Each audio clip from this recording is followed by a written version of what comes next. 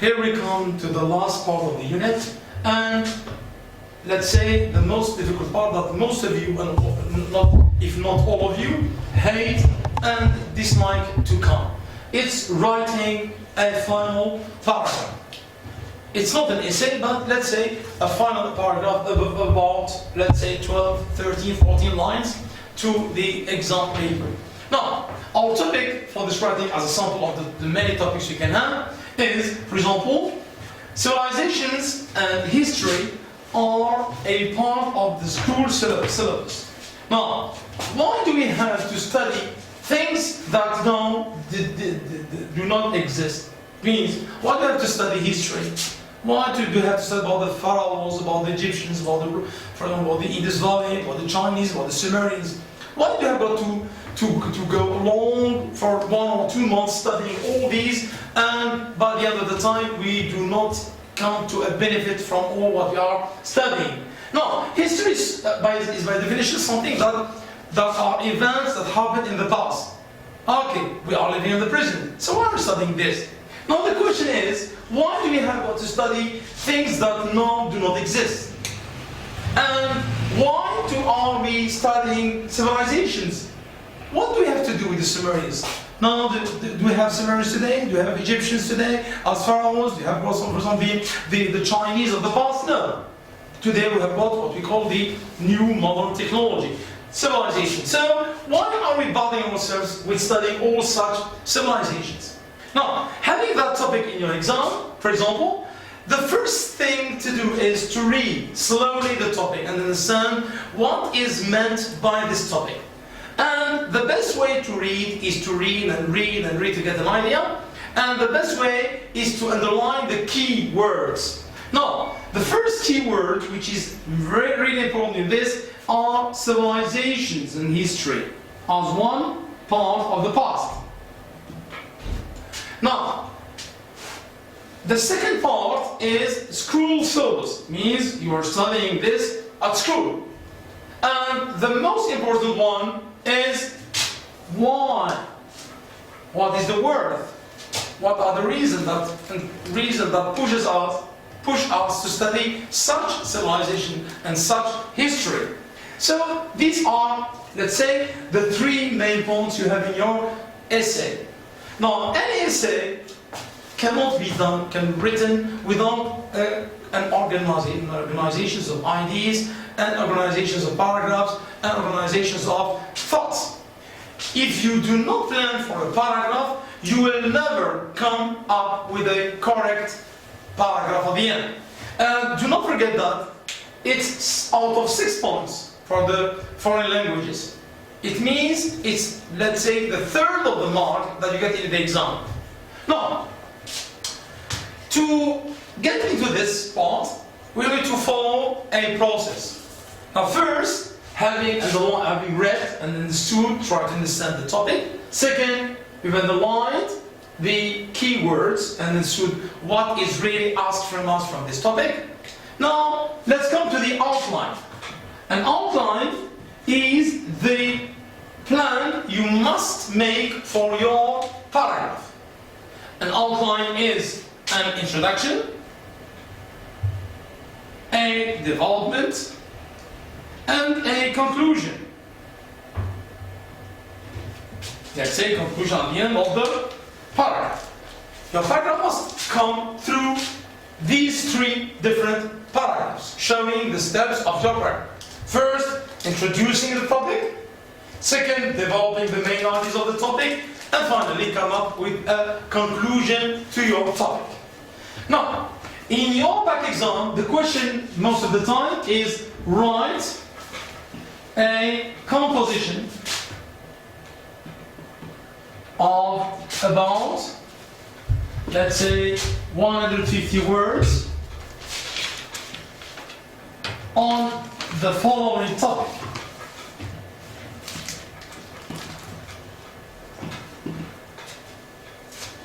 This is the instruction you have in the back exam. Now, the word composition is not like in French. The word composition means a piece of writing, an essay, a paragraph. Now, of about 50 words, Now you're going to take a pen and count 1, 2, 3, 4 till you get to the 150 words. No, 150 words means that it is 15 lines. You drop the 0 here, and you get 15 lines. It means your paragraph should go into maximum 15, 16 lines, not more, and between 13 and 16 if it is the best way to write this essay on the following topics. Now this is a free topic, means you have got to decide what points go into your paragraph. Now, if we have got 150 words and 15 lines, we must divide our paragraph into sections. Now, by experience, if you've got 15 lines, now the development is 3 times the introduction, and the conclusion is half the introduction. It means if we write here 3 lines, we must write here at least 9 lines, and here 2 lines. It means we start by 3 lines as an introduction to the topic, then these 3 lines are doubled by 3 because it's the development, and we get 9 lines, and finally the introduction should be shorter than the introduction and to the development. It means it's most of the time half of what is written in the introduction, and finally we get, for example, 2 lines, so 3, 12, 15. So this is the way you must divide in your essay. Now, why not to write too long essays and making a lot of mistakes, nor too short essays or paragraphs and having a very bad mark at this task. Now, in the introduction we've got introduction. We've got 3 ways to go into the introduction. Either by definition, let's write it. Either by defining concepts, for example, starting your introduction by the definition of civilizations and history. I'll say, for example, civilization is the study of the historical events of the past. It is the development and growth of certain given people in a given place and a given time. Full stop. This is the definition. Or you can present the topic. For example, in our schools today, or in most of the schools in the world, pupils are asked to learn civilizations and history as a part of their school syllabus. It's a presentation. Or it's illustration. Now, illustration is giving examples. For example, let's start our paragraph by, for example, well, among the civilizations that were in the past were quite many famous ones, such as the Sumerians, the Egyptians, the Chinese, the Greeks, the Romans. And all these civilizations were great parts in the past history of the world. This is called illustration. So either you start by definition or by presentation, it means you speak about the topic in a general way, or you give examples. For example, let's think about pollution, for example. Pollution, as a definition, it's a man-made phenomenon. It's mostly affecting our environment. Full stop. This is a definition. Now, presentation. Today, the world is faced with one of the most dangerous phenomena that were never seen before. It's pollution. Our land, water, and air are polluted by man and its activities on earth. This is just presentation. You present the topic. You can make an illustration, for example, among the pollution, for example, is a dangerous phenomenon. We have earth pollution, land pollution, air pollution, noise pollution, water pollution, sound pollution. We have got all these parts as examples of the theme of pollution. So you've got to choose one of these to start with your topic. If you start with definition, you give the division of these two. If you start with the presentation, you speak about the topic in a general way. And if you give illustration, you must give examples. And the best way to start with in a paragraph is starting by a topic sentence. A topic sentence is a sentence that summarizes all the ideas of the text. For example, the study of civilization and history are essential part in the school syllabus. Or, the study of civilizations and history are quite beneficial to humans. This is a topic sentence. This is done first. For example, the study, let me repeat, the study of civilizations and history are quite beneficial to the humans. Full stop. It's a topic sentence. The civilizations are the level of development of man on earth at a given time and in a given place. This is the definition. Then the best way to go into the development is asking a question. For example, civilizations and history are beneficial to man. Full stop. They are the study of the level of development and growth for people in a given time and a given place. Full stop. Why do we have to study them at school? Question mark. And by this way, you are introducing paving the way to your paragraph. Then, in your paragraph, not in your development, you will say, why? Why do we have to study the civilization history? Why do we have got to listen for long hours to the teachers of history telling us about the pharaohs, about the Sumerians, about the Chinese, about the Romans, and we see nothing in front of us today? So, for example, let's see now the main causes that, or the main reasons that make us study the past. So, as a recapitulation, to follow me step by step.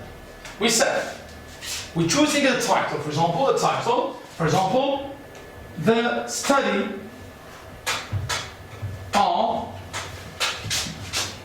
of history, or the study of civilization as a title. Then you've got the marge, you've got a paragraph is always started with a space.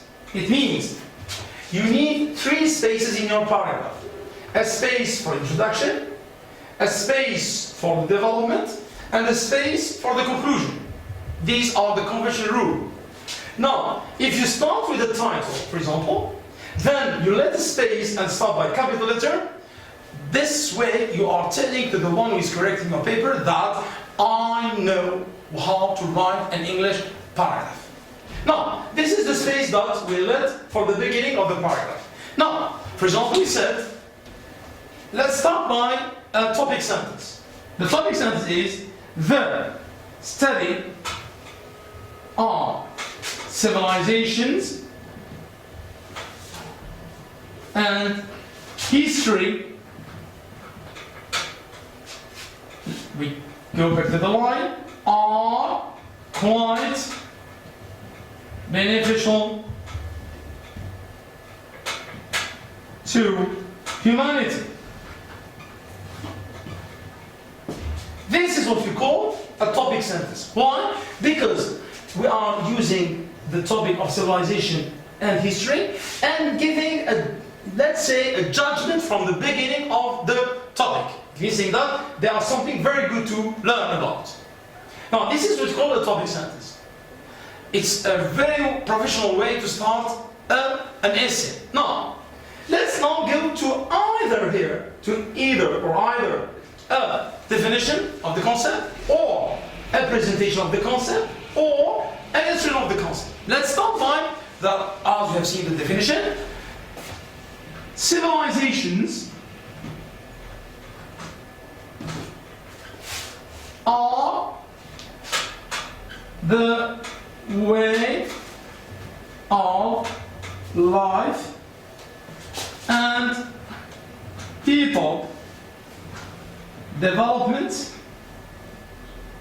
for example, in a given time and place. This is the topic sentence, and going to the definition of the word.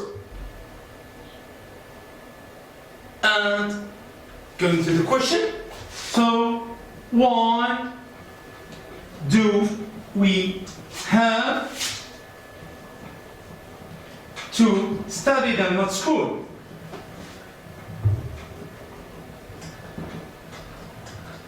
Question. This is one of the best ways to start and develop an introduction.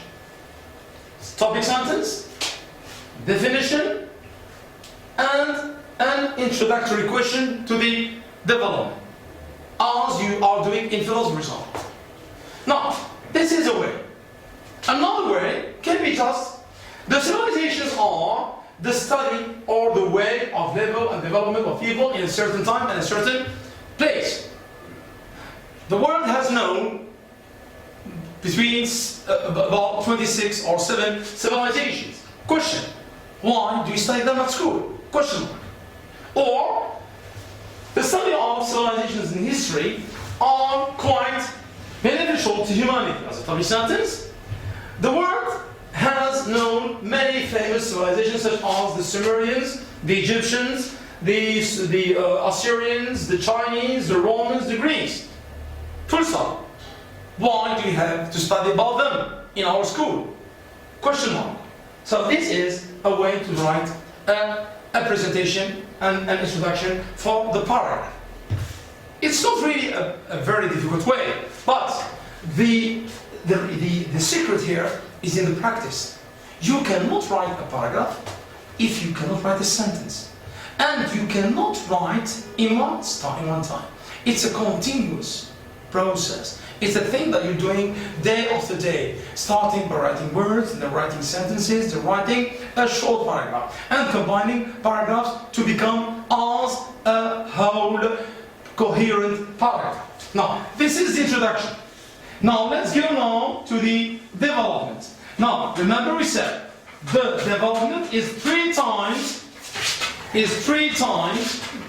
longer than an introduction. So, the development, repeating, is 3 times longer. It means if you write 4 sentences in the introduction, you must at least write 10 sentences on the development. Now, we are having our march. Now, writing. In a draft, before you get into the development, in the march, in a draft, you must jot down, as we say in English, jot down. You put all your ideas into a piece of paper. Then after, organizing and selecting your ideas into something coherent. Now, for example, why do you study history? First, part of the syllabus. This is as one. It means you must learn it because you have got this in the exam. You are learning history because it's one of the subjects you have in your back exam. This is first. Second, it is knowledge.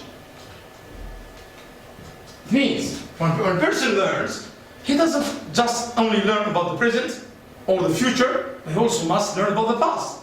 So it's a past knowledge, and it's a knowledge history in our daily life. This is second. A third, for example, reason, we learn from them, from the past. How? The past is teaching us lessons, and these lessons can be a help to us or help for us in our present. It means when we're studying the Chinese or the Sumerians or the Egyptians, we're studying how they were living. How did they develop their civilization? What are the criteria, the factors that help them rise and more important, why did they collapse? So when we learn why did they, for example, the causes of their collapse, so we are going to avoid such reasons today. For example, most of the past civilizations collapsed because of wars and because of fraud and problems and conflicts between them. Now we're learning that whenever a society is growing up and reaching the climax and the top of civilization, the day they start conflicts, they start declining. And day after day, they come to disappear, and sometimes without any trace. Such what happened to many of the past civilizations. So we learn from the past. And for example, we profit from past experiences. Past experience means we know how in the past, we learn what the past people did, and we carry to develop what they did. It means an experience that happened in the past, it was quite simple. Now in our present we are going to develop it to let it more and more sophisticated to the future. So we profit from past experience to the present to the future. So these are four, for example, reasons that help us, that make us learn about civilizations. So let's now put them into a paragraph. Alright. This is the space we sent. Alright, let's start. Why do we have to study this in our school syllabus? Now, history is the past knowledge, for example, of people, places, and civilizations. History is the past knowledge of the people, places, and civilizations. History is not only events. There are people, famous people that made that history. There are very famous places that were known in the past, and very famous civilizations that are still coming to our present time. For example, the pyramids of the Egyptians in Giza, the ruins of the Inca and Maya and of Central America. For example, the Chinese ruins in Asia. What was left by the Sumerians, the Assyrians in Mesopotamia. So all this is a past knowledge. That should be taken into profit in the present. Now, history is the past knowledge of people, places, and civilization. We have got to learn it. We have got to learn it. To learn it because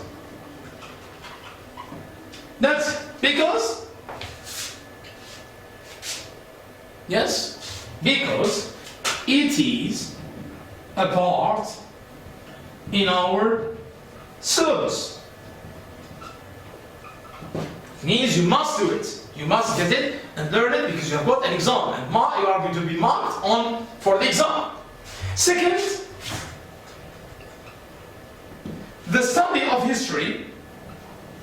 For example, the study of history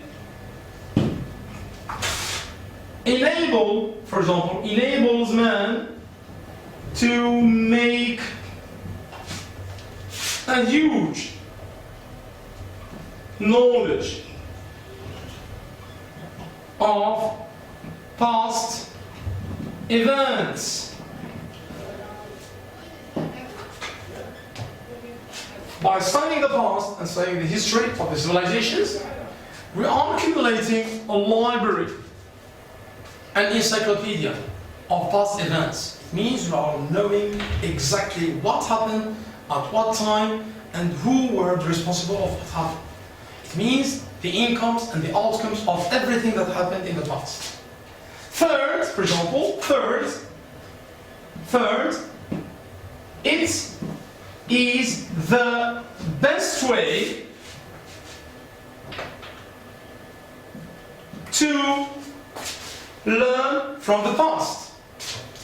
To learn from the mistakes of the past.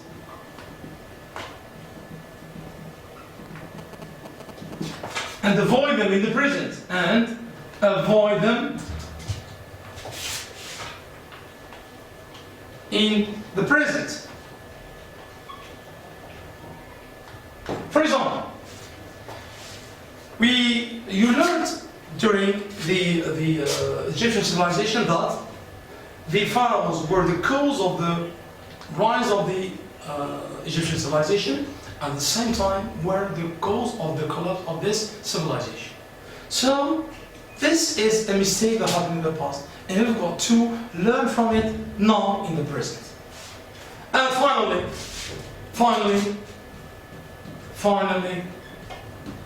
the past is a set of useful experiences to us in the present. Now this is the development you can write as a very simple development you can write for this. Now as a conclusion, you can conclude by saying, for example, finally, as to sum up, students had better learn history and civilizations to learn from the past and get useful experiences. Have you seen? This is not very complex, it's not very difficult, but it's a matter of practice. Thank you very much for this time, and let's meet in Unit 2, inshallah.